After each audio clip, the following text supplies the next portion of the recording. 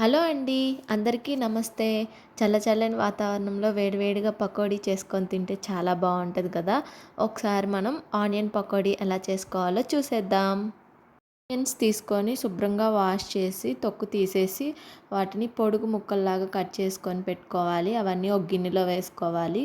అందులో ఒక చిన్న పచ్చిమిరపకాయ కూడా వేసుకోవాలి.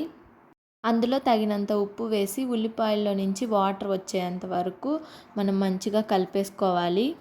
మసాలా కోసం ధనియాలు, చెక్క, మొగ్గ వేసుకొని దంచుకోవాలి మెత్తని పొడిలాగా.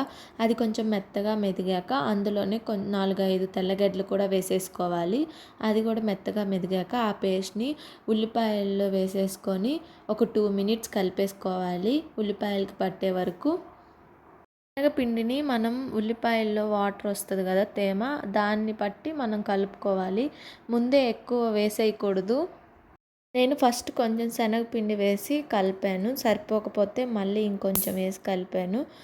అంటే ఆ వాటర్‌కి తగ్గట్టు ఉల్లిపాయలో ఉన్న వాటర్‌కి తగ్గట్టు చూసుకొని కలుపుకోవాలి. అందులోనే మనం వాటర్ కొంచెమే వేసుకోవాలి. అంటే పైన ఊరికే అలా జీలకరిచ్చినట్టు వేసుకోవాలి. ఎక్కువ వెంటనే పోసేయకూడదు. మళ్ళీ జావ జావ అవుతది. మీకు కనుక మా వీడియోస్ నచ్చితే లైక్ చేయండి, షేర్ చేయండి, సబ్స్క్రైబ్ చేయండి.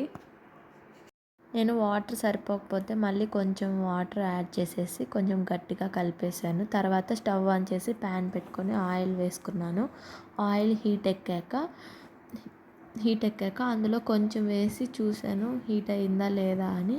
ఇంక తర్వాత పకోడీస్ లాగా వేసుకోవడమే. అవి మీడియం ఫ్లేమ్లో పెట్టుకొని కాల్చుకోవాలి. హైలో పెట్టేస్తే వెంటనే వేగిపోయి మాడిపోతాయి.